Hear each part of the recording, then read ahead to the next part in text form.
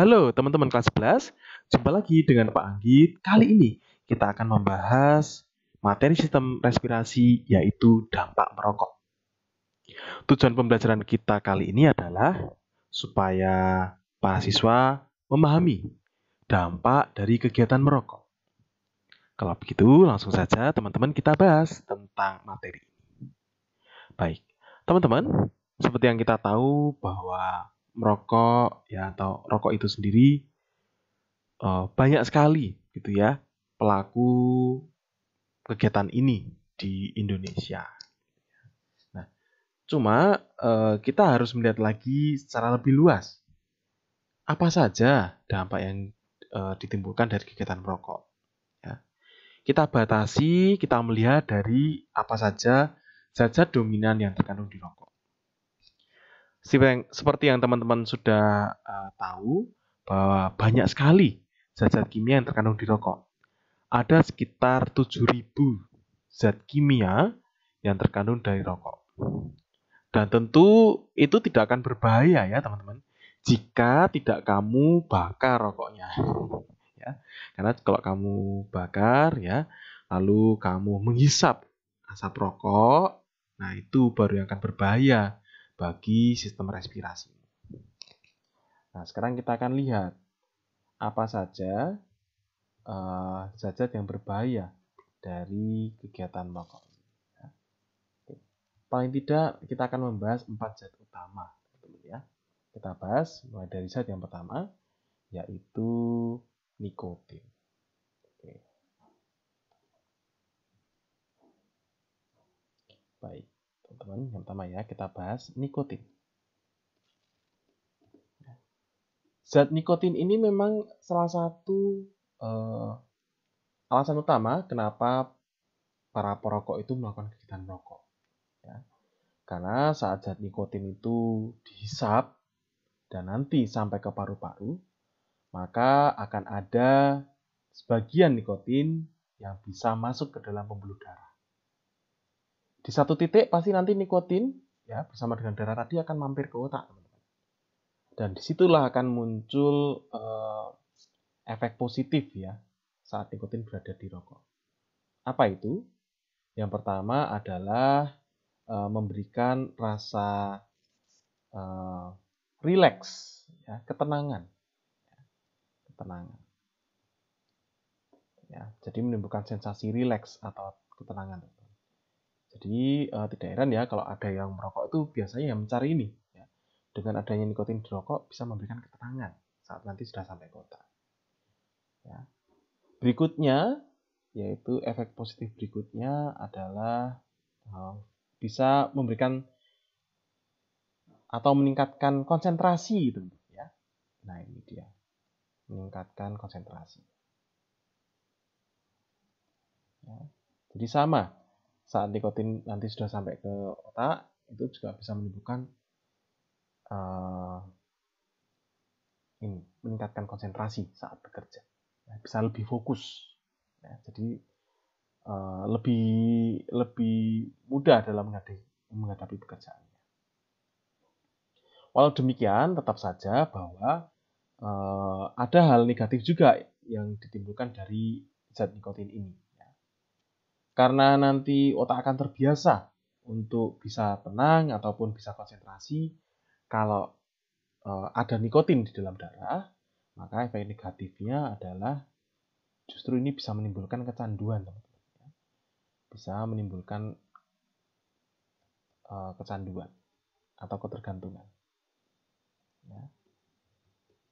Jadi ibaratnya kayak aku nggak, kalau orang yang sudah ini ya sudah adiksi ya atau candu akan rokok, biasanya orang ini tidak bisa tenang atau tidak bisa konsentrasi kalau tidak merokok terlebih dahulu.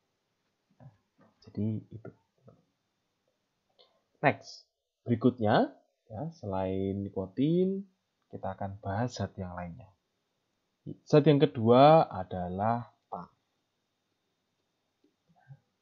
Baik, teman-teman, tar ini kalau sudah sampai ke paru-paru, ya nanti bisa menempel di seluruh permukaan paru-paru kita.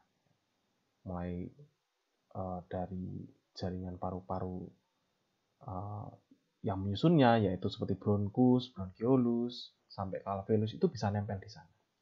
Ya. Dan nanti tidak hanya sekedar menempel, tapi nanti teksturnya itu relatif lengket. Ya. Lengket, teman-teman. Jadi menempel dan sulit untuk dibersihkan. Ya. Karena lengket sifatnya kalau sudah menempel. Nah, ini sangat berbahaya bagi kesehatan kita. Kenapa? Karena tar itu bersifat karsinogenik. Ya. Tahu ya teman-teman ya, karsinogenik ya. Karsinogenik itu artinya adalah bisa memicu kanker. Zat-zat yang memicu kanker. Ya. Jadi tidak heran bahwa ini tar sangat berbahaya. Ya. Karena semakin lama kita merokok, makin banyak pula tar yang menempel di paru-paru kita. Artinya, karena tar tadi bersifat karsinogenik, maka ini bisa meningkatkan kemungkinan kita terkena kanker di organ pernapasan kita, terutama di paru-paru. Nah, itulah yang berbahaya, teman-teman. Baik.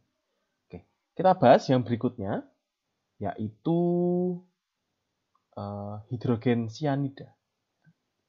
Hidrogen cyanida. Atau rumus kimianya adalah HCN ya, teman-teman ya. Hidrogen cyanida. Nah, ini berbahaya teman-teman. Ya, kenapa? Karena ini bisa menempel ya, dan menghalangi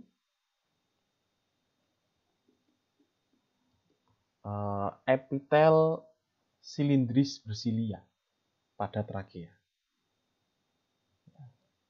Menghalangi permukaan dari epitel silindris bersilia yang terdapat di trakea ya teman-teman ya. Nah, ini berbahaya sekali. Kenapa? Nah, kalau ini menghalangi epitel silindris bersilia, maka tentu saja silianya tidak bisa menggetarkan lendir-lendir yang kotor ke arah atas untuk dibuang. Ya. Maka proses penyaringan udara di trakea akan terganggu. Nah, ini teman-teman ya. Proses penyaringan udara di trakea akan terganggu. Ya. Nah, inilah yang menyebabkan kondisi paru-paru tentu akan memburuk ya, karena udara yang nanti sampai ke paru-paru masih relatif kotor. Ya. Nah, semoga bisa dipahami. Itu alasannya. Ya. Hidrogen cyanida. Satu lagi teman-teman ya yang akan bahas yaitu berupa gas, yaitu gas karbon monoksida. Karbon monoksida atau CO. Ya. Ini berbahaya sekali teman-teman. Kenapa?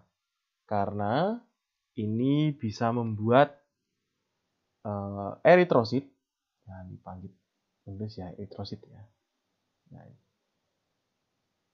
Nah, kamu tahu bahwa eritrosit itu punya molekul yang namanya Hb, ya, ada 4 Hb, 4 hemoglobin.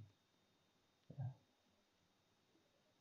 Oke, Panggit ceritakan dulu saja sebelumnya ya. Jadi hemoglobin, teman-teman sudah tahu ya, hemoglobin di eritrosit itu fungsinya untuk ngangkut oksigen atau nanti untuk ngangkut CO2. Ya, ngangkut oksigen atau karbon dioksida. Dan itu akan bergonta-ganti terus teman-teman ya. Waktu darah nanti sampai ke paru-paru, maka hemoglobin akan mengikat oksigen untuk nanti bisa dibawa ke sel. Waktu sampai di sel, nanti oksigennya akan dilepas. Ya. Tapi sekaligus hemoglobin eritrosit ini akan berikatan dengan CO2. Ya. Untuk nanti bisa dibawa lagi ke paru-paru kita dan nanti akan melepaskan CO2 di bagian alveolus dan langsung mengikat oksigen. Jadi muter gitu terus. Ya. Hb ini bisa bergonta-ganti pasangan. Dia seperti itu. Nah, Itu kalau kaitannya O2 dan CO2. Tetapi teman-teman, ini akan jadi berbahaya saat yang nanti berikatan dengan hemoglobin ini adalah CO. Kenapa? Karena ibaratnya ikatan Hb dengan CO ini permanen, teman-teman. Dalam artian apa? Permanen itu ya sangat kuat gitu ya. CO tidak akan dilepas oleh hemoglobin ini. Ya. Sehingga nanti tentu saja ini sangat mengganggu pengangkutan O2 dan CO2. Akan mengganggu pengangkutan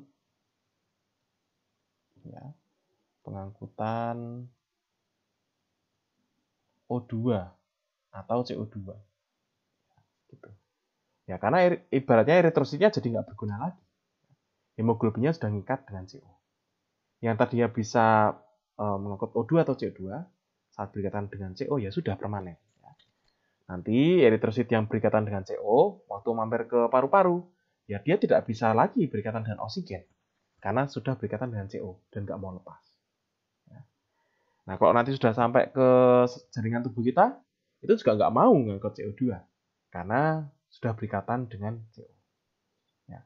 Dan kamu bisa bayangkan, saat ini banyak eritrosit yang terkena atau berikatan dengan CO di dalam tubuh kita, maka dalam jangka panjang tubuh kita bisa kekurangan oksigen. Ya. Saat tubuh kita kekurangan oksigen, sel-sel kita tentu saja akan terganggu untuk melakukan metabolisme, menciptakan energi. Ya. Maka inilah yang nanti pada satu titik, ya, sel-sel kita kekurangan energi, apalagi kalau itu sel-sel di organ vital ya teman-teman ya, tentu sangat berbahaya. Misalkan organ jantung yang kekurangan oksigen, maka otot-otot jantung akan tidak punya energi untuk berkontraksi dan relaksasi. Nah, ini bisa menyebabkan gagal jantung. Nah, itu salah satunya. Dan kalau gagal jantung tentu saja yang lainnya akan berefek ya teman-teman ya, karena semua sel-sel itu pasti otomatis tidak akan menerima O2 lagi. Ya. Tubuh kekurangan oksigen secara massal dan itulah yang menyebabkan kita bisa meninggal ya, karena sel-sel kita tidak tersuplai oksigen untuk respirasi seluler. Oke. Itu teman-teman 4 zat yang berbahaya dan bisa mengganggu kesehatan kita saat kita melakukan kegiatan rokok. Thank you teman-teman atas perhatiannya. Semoga bisa dipahami dan membantumu dalam belajar. Kita bertemu lagi di pertemuan mendatang. Thank you teman-teman.